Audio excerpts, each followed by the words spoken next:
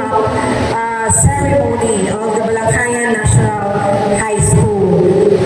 Kanina, as I was looking at you, dear students, nare-reminisce ko ang akong time when I was like you, sitting there during our moving up until one time, graduation. Oo, kaya nakita-12 naman kita. That was way back 1999, and to be exact, 25 years. Yan na, 2024 man. So 25 years na nag-graduate ang BNHS. Timing lang mamanita kaya ako yung ginawa nga speaker kaya it's my silver anniversary of being a graduate of the Balakayan National High School. So thank you so much. Our school's division superintendent, Dr. Gorgonian Diaz Jr., ably represented by Ma'am Maribel Contado. The young and supportive mayor of our town, Mayor Edith Ann Contado. The SB members, of course, the Chairman of Education, Honorable Alicia Abunales, Honorable Daddy Desiree. Our very active school head of our dear alma mater, Ma'am Rosalia Canario. Papakita natin ni Ma'am for this very wonderful preparation na atin niya tuloy. The faculty and staff of BNHS. Of course, we also have here the school head of Bangon Elementary School, Ma'am Annie Fair Malasigan Bogo. Our FPTA President, Kuya Acil. Dear parents, students, guests, ladies and gentlemen, again, maupay ako lupa aton nga tanan. First and foremost, I would like to express my gratitude to speak before you on this very, very special day para sa iyo, dear students. When Ma'am Anita Lapada, my former teacher, and of course, Ma'am Edita Bermudo, they are my former teachers. When Ma'am Anita Lapada texted me if I can be the guest speaker for today, I was hesitant at first. Pagkatuan na nila ako together with Sir Yayan, Ma'am Felma, and Ma'am Florena, yung nagsiring ang kahira na di rin alam na di ka mo'y masusubuhan, pero di naman lang yung ikinirig ka.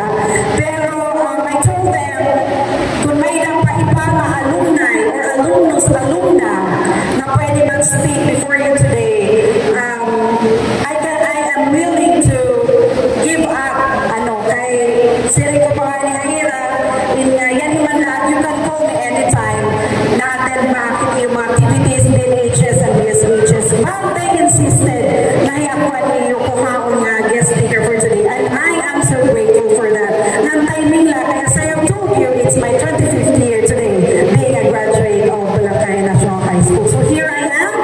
I want to say inspiring thoughts sa iyo, kabataan, dear students, achievers and completers for this afternoon. The theme of our ceremony today, Kabataang Pilipino para sa matatag na kinabukasan ng bagong Pilipinas. This is both important and timely. We know that the future of our nation lies in the hands of our young generation, lies in the hands of the youth, lies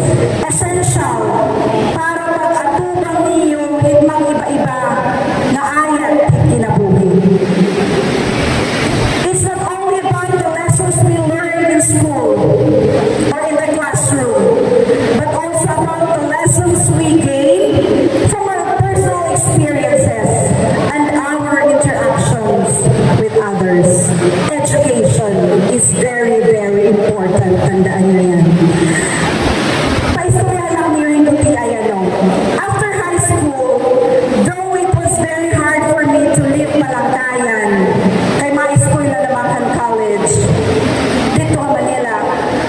Nainunong dumakin usa nga pabalon ha akon han akon parents. Words na pabalon ha akon before ako linanghat pakadto sa Manila to study ang college. Nasiri tata nga hinanang, ti pakadto ka sa Manila para umiskwela. Ti pakadto ka sa Manila para magturoy hitim kang buwason. Ti pakadto ka sa Manila para buuin mo ang iyong pangarap, pinaagi hitim pag-eskwela, college. Ang siring pangalan ni Nana, imong kontrata hitim pag-eskwela, only 4 years. No more extension. It was very, very hard for me. Kaya no, nakaka-pressure, di ba? Kaya no, hindi rin kita maadi ang maalam kung anon akong kahilap nandito sa Manila. Meaning, ang karagpasin mo na akong parents, makato ako para umiskwela, hintuhay. Makato ako para diri magbulakbul.